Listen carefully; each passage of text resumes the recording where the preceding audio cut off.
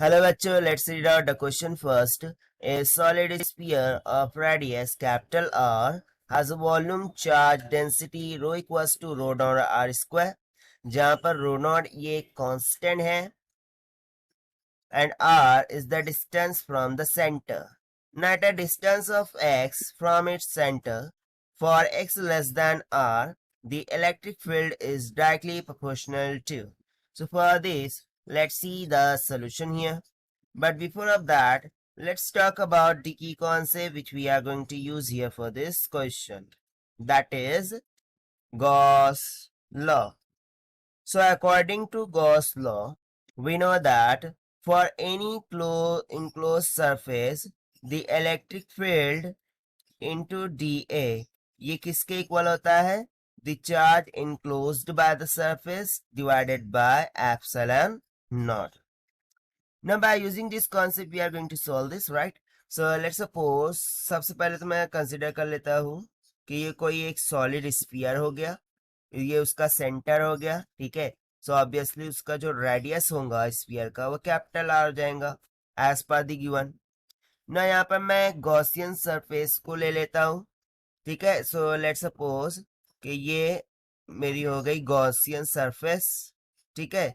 सो ये सेंटर से Gaussian surface का जो डिस्टेंस है उसे मैं आर मान लेता हूँ, जो कि हमें गिवन था। यहाँ पर देखिए R is the distance from the centre. So generally ये आर गॉसियन सरफेस का रेडियस हो गया, ठीक है। यहाँ पर मैं लिख भी देता हूँ, this is nothing but the Gaussian surface, okay. तो जैसा कि गॉस लॉ से हमें पता है द चार्ज इन जो इलेक्ट्रिक फील्ड होती है उसे हम कैसे फाइंड करते हैं? The charge enclosed by epsilon not से। ना यहाँ पर एज पर द क्वेश्चन जो वॉल्यूम चार्ज डेंसिटी है वो हमें गिवन है। सो इसकी volume charge density that is rho will be equals to rho not times of r square हो जाएगा। So at a point means at a distance of x from the centre, हमें बताना है कि इलेक्ट्रिक फील्ड किसके proportional होंगी। सो उसके लिए मैं मान लेता हूँ कि कुछ यहाँ से इस फासले पर, ठीक है, मैं अगेन एक सर्कल ड्रॉ कर दूंगा like this. So at the distance of this from the centre, ये जो हमने डॉटेड लाइन बनाई है इस रीजन के लिए इलेक्ट्रिक फील्ड किसके प्रोपोर्शनल में है वो हमें फाइंड आउट करना है। तो simply by using the Gauss law I can write the electric field A multiply by ना, यहाँ पर जो इंटीग्रल लेंगे so D A is nothing but area for this spherical one. So sphere का area क्या होता है? 4 pi are square. So it will simply become 4 pi are square. This is equals to the charge enclosed by this sphere per epsilon not.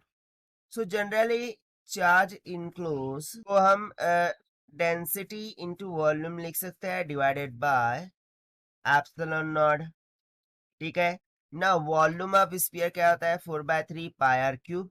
सो ये क्या हो जाएगा? Simply rho by epsilon naught 4/3 into pi R cube हो जाएगा, ठीक है।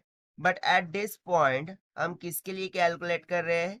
ये जो x डिस्टेंस पर है। सो यहाँ पर ये जो स्मॉल r है ये सिंपली क्या हो जाएगा? x हो जाएगा, ठीक है। सो ये हो गया इस स्फेरिकल पोर्शन के लिए जिसका डिस्टेंस फ्रॉम द सेंटर क्या है? x है।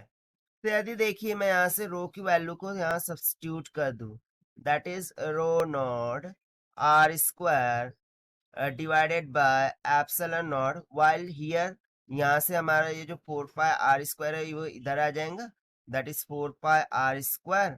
सो सिंपली यहाँ पे क्या बच गया? Electric field E, this will be equals to multiply by 4/3 into pi X cube हो जाएगा।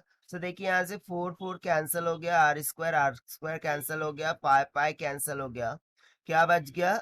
E is equals to rho naught by epsilon naught into X cube divided by 3, ठीक है, यही बच गया है। सो देखिए रो नॉट एप्सिलॉन नॉट 3 ये सभी क्या क्या है? कांस्टेंट है। तो सिंपली जो हमारी इलेक्ट्रिक फील्ड है वो किसके प्रोपोर्शनल में मिल गई, एक्स क्यूब के। और यही हमारा हो गया final answer, and this we have found by using the Gauss law. Now let us take the option. So option C will become correct. So this is the required solution. I hope you understood it well. Best of luck. Thank you.